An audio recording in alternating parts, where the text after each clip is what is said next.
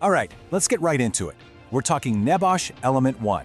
This is the bedrock, the absolute foundation of everything in health and safety. But look, let's just forget the textbook for a second, okay? Because this isn't about memorizing rules. It's about what really happens when things go sideways. Seriously, I want you to stop and think about this for a second. One tiny shortcut, one piece of gear you didn't check, one moment you looked away. What's the real cost? Are we talking about a few minutes saved? Or is it something way, way bigger? Because, before we even start talking about risk assessments or putting on PPE, we have to get this one thing straight. The real price, it's not paid in cash. It's not on an invoice. It's paid in human lives. And that right there, that's the starting line for absolutely everything we're going to cover. Okay, so let's talk about the ripple effect. When something goes wrong on site, it's not just one splash, it's a series of ripples that spread out. And NEBOSH gives us a brilliant way to understand this. They break it down into 3 core reasons we manage safety: the moral, the legal, and the financial. We're going to tackle each one. First up, and honestly, this is the most important one, it's the moral reason.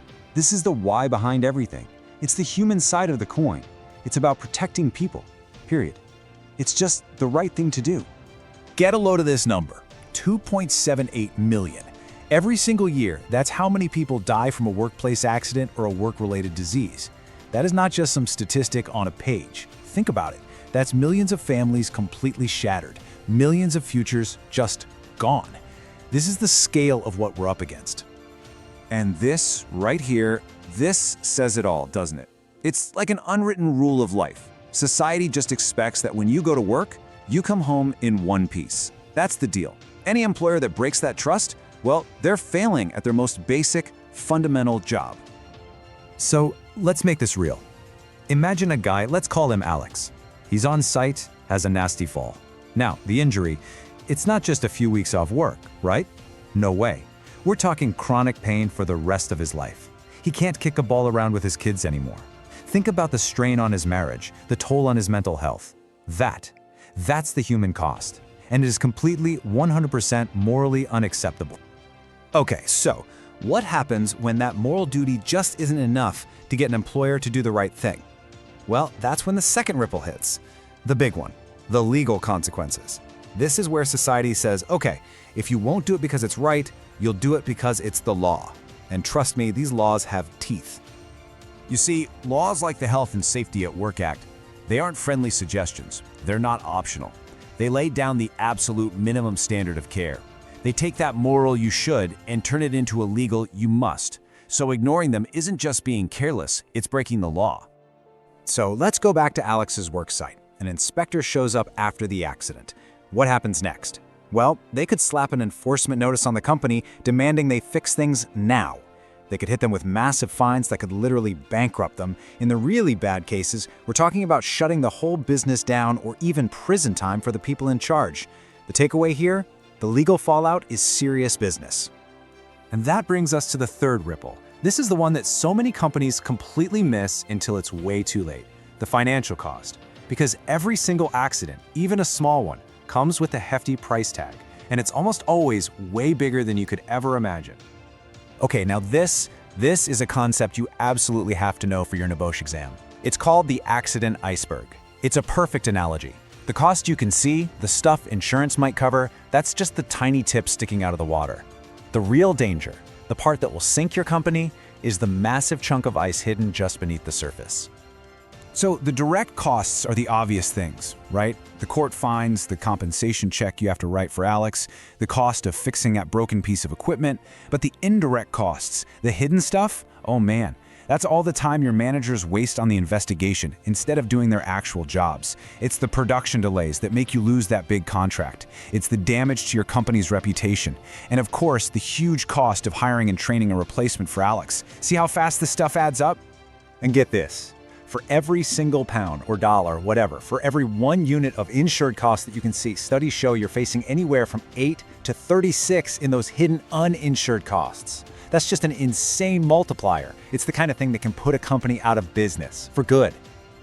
All right, quick mini recap. This is a classic exam question, so lock it in. Why do we manage safety? 3 big reasons. Moral, it's about people. Legal, it's about the law. Financial, it's about the money. People, law, money. Got it? Awesome. Let's move on. Okay, so we know why we have to manage safety, but that leads to the next big question, right? Who is actually responsible for all this? And the answer is simple, but it's huge. Everyone. Safety isn't just the safety officer's job, it's a chain, and every single person is a link. And here's how that chain of responsibility works. It all starts at the very top. The directors, they set the vision. They're the ones who have to provide the money and resources to make it happen. Then that responsibility flows down to the managers. Their job is to take that vision and build the actual safety systems. From there, it goes to the supervisors, the boots on the ground. They're the ones making sure those systems are followed day in, day out. And finally, it comes down to the workers themselves. They have a duty to work safely and to speak up when they see a hazard. Every single link in that chain has to be strong. But here's a thought. You can have the best rules in the world, the clearest chain of command. But what happens when the rules just aren't enough? What really makes safety a part of a company's DNA? The answer? It's all about culture. A health and safety culture is like the personality of the workplace. It's not about what's written down in some dusty manual. It's about the shared belief system, the attitudes, the values. It really is just the way we do things around here, especially when no one is watching. A strong safety culture makes doing the right thing automatic. All right, last section. And this one is about flipping the script. So far, we've been talking about preventing all the bad stuff, right? The negative ripples. But what happens when you don't just avoid failure, but you actively succeed at safety? Well, it stops being a cost, and it becomes one of your biggest business advantages. First and foremost, the biggest win, fewer people get hurt. Plain and simple. Your team goes home safe to their families every single night. That's the goal. But then something else happens. When your people feel safe, when they feel like the company actually cares about them, morale skyrockets. And you know what follows high morale? High productivity. A safe team is a happy and effective team. And all of that builds up to this, a rock-solid reputation. Having a great safety record is like the best marketing you could ever ask for. It tells your clients, your investors, and the public that you are a company that does things the right way. And that kind of trust is absolutely priceless. So let's bring this all home. After all the talk about laws and icebergs and culture, it all boils down to one simple, powerful truth. Safety isn't just paperwork. It's not a box-ticking exercise. It's about protecting lives. It's about leadership and responsibility.